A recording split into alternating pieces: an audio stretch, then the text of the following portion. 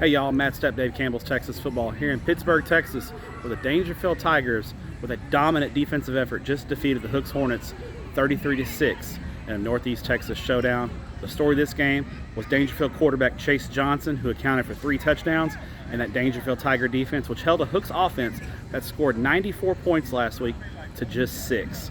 It was an impressive effort from the Daingerfield Tigers. Davin Nelson's ball club advances to the regional semifinals next week.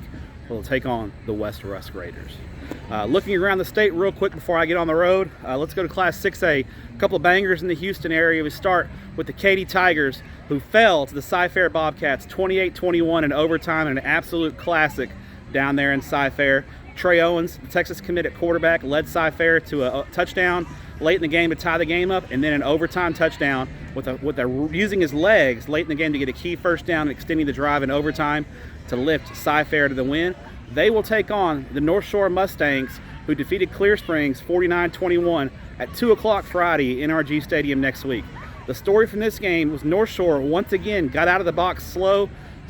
Clear Springs led early, 14-7. It was 21-21 third quarter before North Shore scored 28 unanswered points, led by a defensive touchdown that pushed them to a 49-21 win. The big story in this game, however, is the status of North Shore quarterback Caleb Bailey, who left the game in the third quarter with an undisclosed injury and did not return to the game. If you remember, Bailey last year got hurt in the middle of the season in a severe knee injury and had to sit out the rest of the year while recovering from that injury. He's been great this year for North Shore, but I'll tell you this, if North Shore does not have Caleb Bailey, they are not going to get back to Arlington. It's going to be tough for them to get back to Arlington and get out of Region 3 and then defeat the potential Region 4 winner.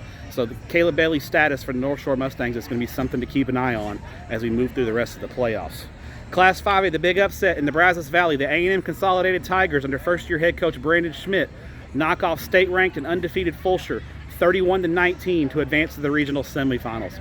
Huge win for A&M Consolidated and Coach Schmidt and his program. Congrats to those guys. In Class 4A, the shocker out in West Texas, Seminole, down 30-7 against Wichita Falls Hirschi, rallies back to win 37-36 with a last-minute field goal to end the program at Hirschi. It's Hirschi's last football game in school history. Wichita Falls ISD is consolidating. We've talked about that in the past. The Seminole Indians knock off Hirschi 37-36 with a huge comeback in the second half. Also in 4A, Iowa Colony, what an impressive win for Ray Garza's ball club, 45-22 over Lindale. That's a statement win for 12-0 Iowa Colony, who had some doubters. They went out and just dominated Lindale. Congrats to Iowa Colony. A couple of big games in Class 3A to talk about. Down in Region 4, the Poth Pirates knock off East Bernard in a defensive slugfest, 14-7. Congrats to Jeff Luna's ball club. And how about Coach Joaquin Escobar and the Comanche Indians, who knock off unbeaten Scurry Rosser 41-21. Congrats to Coach Escobar and the Comanche Indians. Their reward next week, a date with Gunter. Finally, the big showdown in Class 2A in the Panhandle, the Sunray Bobcats, led by quarterback Armando Lujan, take out Region 1 favorite and defending Region 1 champion New Home in impressive fashion, 28-7.